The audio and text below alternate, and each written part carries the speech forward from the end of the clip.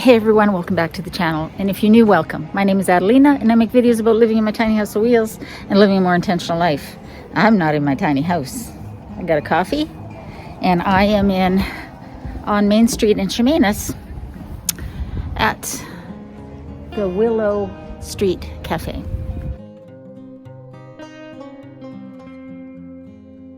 I just grabbed my coffee and I thought I would go for a walk.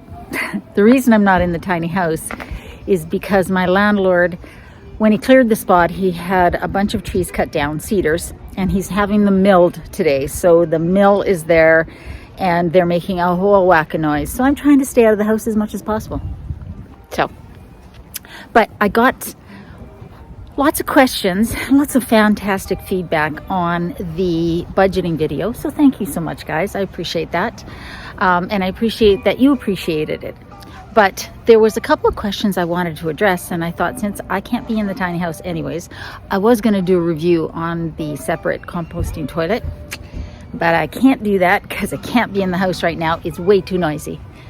So what I thought today was I would answer one question in particular that I think is a really difficult question and thing to have to deal with when you are budgeting.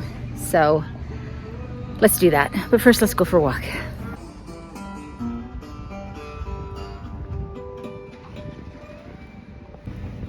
For those of you who don't know, Chemainus is famous for their murals.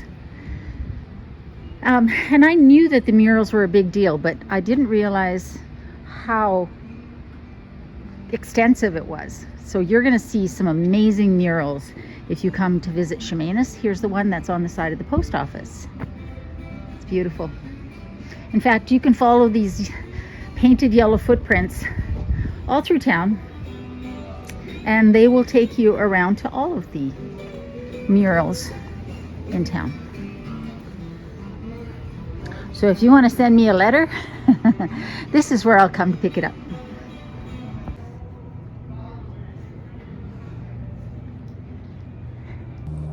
New restaurant opening in town, the Island Pastry House. We're all very excited about that. The public market has some really cool little stalls inside it, and an ice cream shop where you can get obviously ice cream, milkshakes, banana splits, all those sorts of things.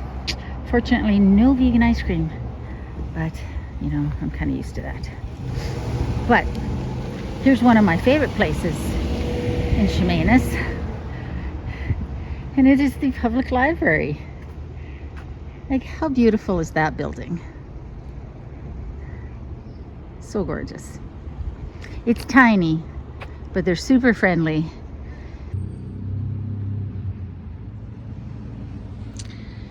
Keaton and I actually did this when he was here over the Christmas break. It's very relaxing.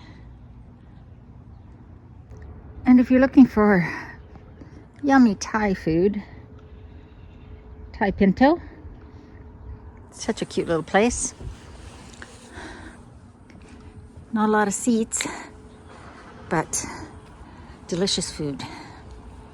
What you will find a lot of in Chemainus are antique shops.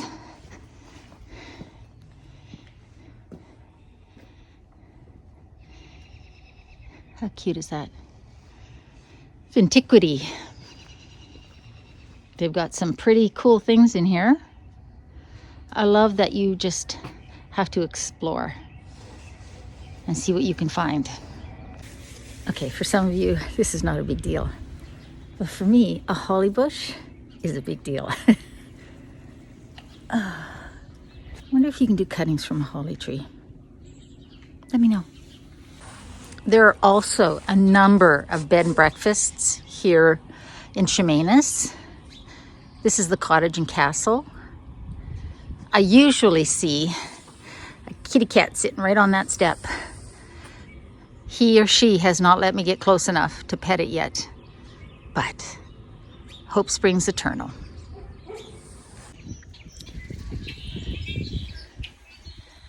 I don't know if you guys can hear the birds.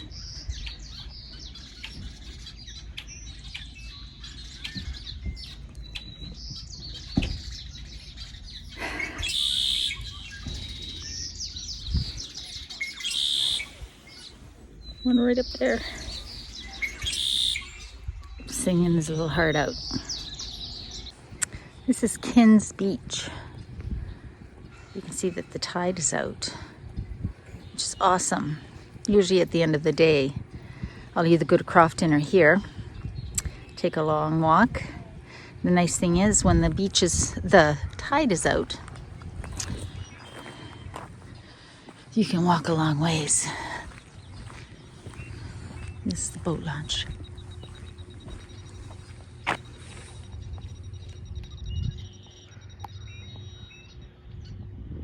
Somebody doing some treasure hunting with one of those magnetic thingies. I should know the name. Okay, so the question that I want to talk about, the topic that I want to talk about is, how do you budget when you've got a partner and that partner is not very good with money, refuses to budget, as a spendthrift, that sort of thing. That's a tough thing to have to deal with. But I do have some suggestions. Ultimately, it is a challenge when you have more than one person that you're budgeting for, but it can be done. It requires some difficult discussions. So let's just go into that. Okay, so what are you going to do? You've got a partner, spouse, boyfriend, girlfriend, partner who is not on board with the budget thing. Let's say you have some goals. You want to get some debt paid off. You want to save for a goal. Buying a house, a down payment for a house, putting some kids through school, that sort of thing, a new vehicle. And your partner is not on board. They refuse to be part of the process. In fact, they are constantly either consciously or subconsciously sabotaging the process. What do you do? That is a very difficult question. And I have dealt with this in a previous life.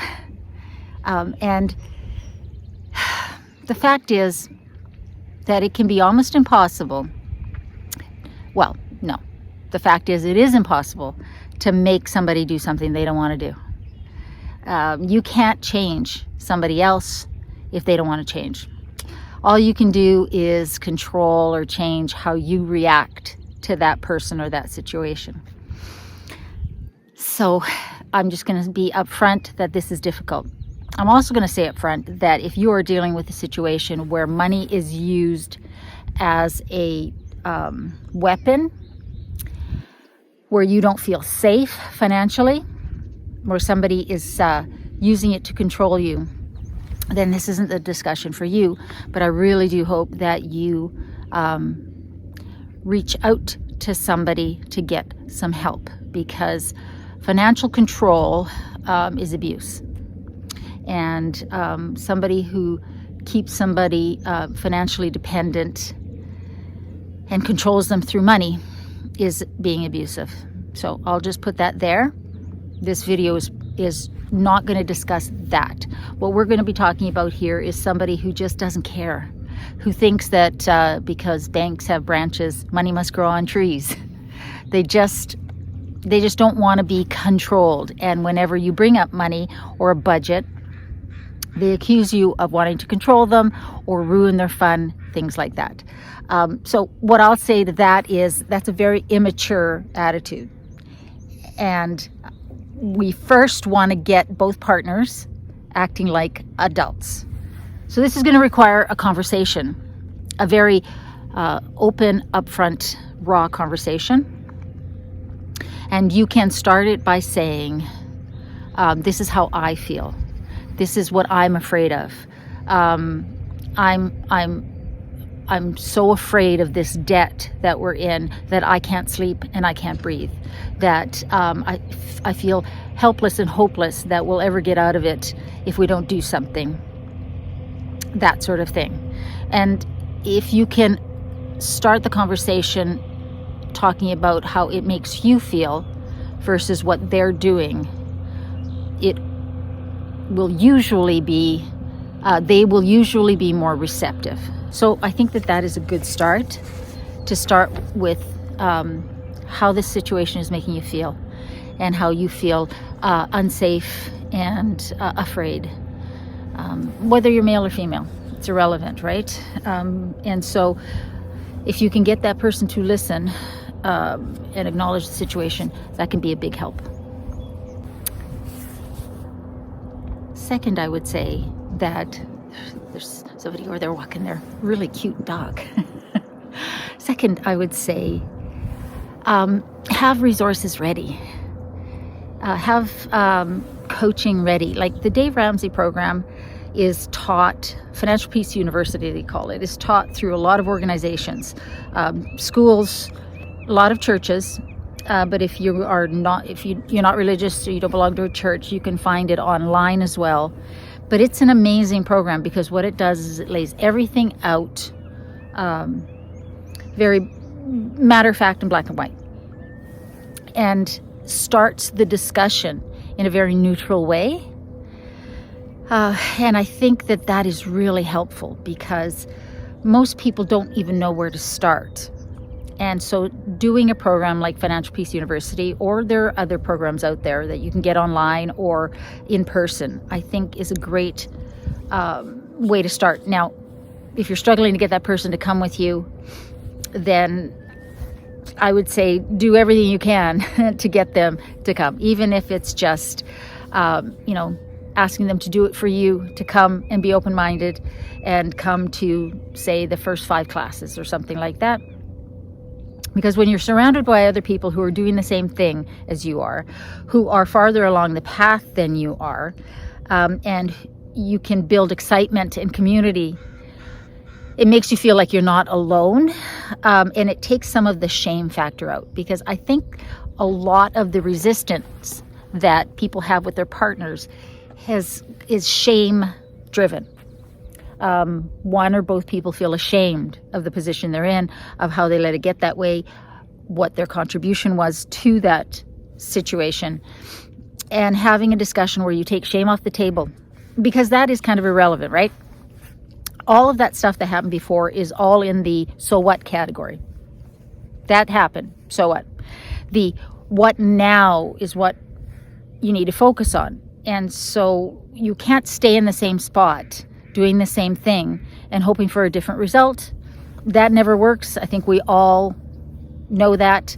And so having a tool, a program like that you can go through together can build a real closeness in a couple.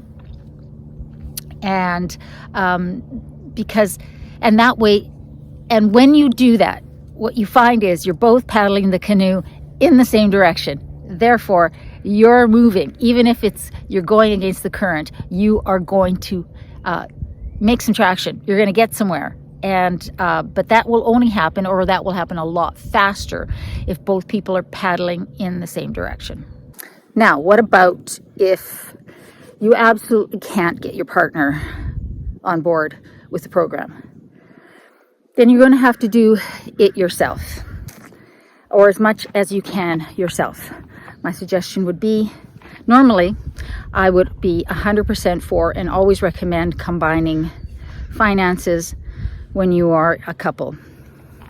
Obviously having your own money, but having joint finances where you're working, like I say, you're working from that joint pool to achieve your goals. But if you can get your partner on board, then I would definitely recommend splitting things up, at least as much as you can, so that person has their own money, quote unquote, and you can take care of the rest. So what does that look like? It could look like each person on payday, each person gets their own fun money, spending money, whatever, money they don't have to account for. And that is theirs to spend without any questions or any accountability. And once that money's gone, either they transfer it into their own account or they pay, they take it in cash. Once that money's gone, they're done spending.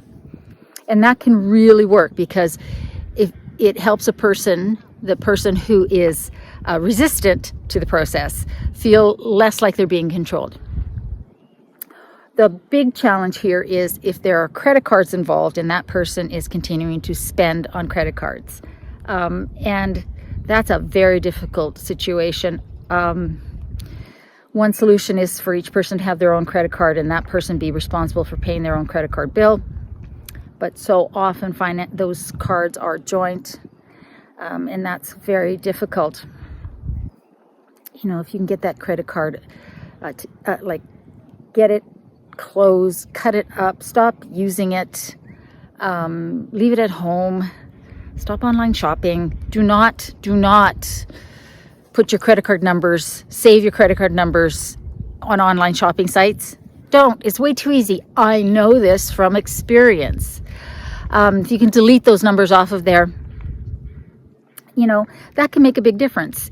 And doing the debt snowball that Dave Ramsey's, talks about, teaches, I think is really valuable. There's a lot of people that argue with me on this. They want you to tackle, the Ramsey way is to tackle your smallest debt first, irrelevant of the interest rate. But you make your minimum payments on all your debts, and then all the extra you can scrape together from surplus in your budget and from extra work, you put towards that smallest debt. I get a lot of people who argue about that because they think you should be working on the debt with the highest interest rate first. And intellectually, I get it. That makes sense. But here's the thing. People need a quick win. And if your highest interest debt is a large amount, it's going to take a very long time for you to see a dent in that. And it's so much easier to get discouraged. Human nature is that if we can get a quick win by paying off a small debt first, we feel good. That is an awesome feeling. And then we can take that awesome feeling, that feeling of accomplishment, that momentum that we've built, and we can move it on to the next highest debt, not the highest interest rate debt, highest balance debt. That's how I recommend people approach their debts, because it's so much easier to stay focused and motivated when you are seeing some movement, and that's how you see it. So, maybe when you're working with a partner and they're a little resistant, and if you can get their buy-in for just a little while and they can see some movement like that, you pay off that smallest loan on a credit card, or you've got a few thousand left on your car loan, something like that. Once that's gone, that's something. That's something that you can show as a result of the hard work and the sacrifice and the commitment that you guys made. And so I think that there's something really to that. So if at all possible, it would be great to have both people on board working together. But if you can't, then you're going to have to do as much as you can yourself, and limit the bleeding out of your finances from the other partner. But hey guys, the thing is, we're adults here, right? Nobody wants to mother or father their partner. And so if your partner is not willing to get on board, it's not your job to parent her, to teach her that, or him, that they can't have everything they want right away, that they have to save for it, that they have to pay down the stuff that they've already bought first. I know, groundbreaking, isn't it? But I think that is one of the biggest conflicts in partners, is that one partner feels like they're the parent and they're always having to be the bad guy, while the other gets to be happy-go-lucky child who's always railing against all of these restrictions. That's not your job. That's not a partnership, a marriage. And if your partner is like that and you can't get through to them, then it's going to require more therapy and relationship counseling than I'm obviously not qualified to give. That didn't make sense. I'm not qualified to give that, but that's going to require some serious relationship counseling, because you both have to be adults. You both have to be paddling that canoe in the same direction, working towards a similar goal. You both have to be part of this budgeting process every month, and you both have to hold yourselves and each other accountable for your actions each month and whether or not you're making headway or going backwards.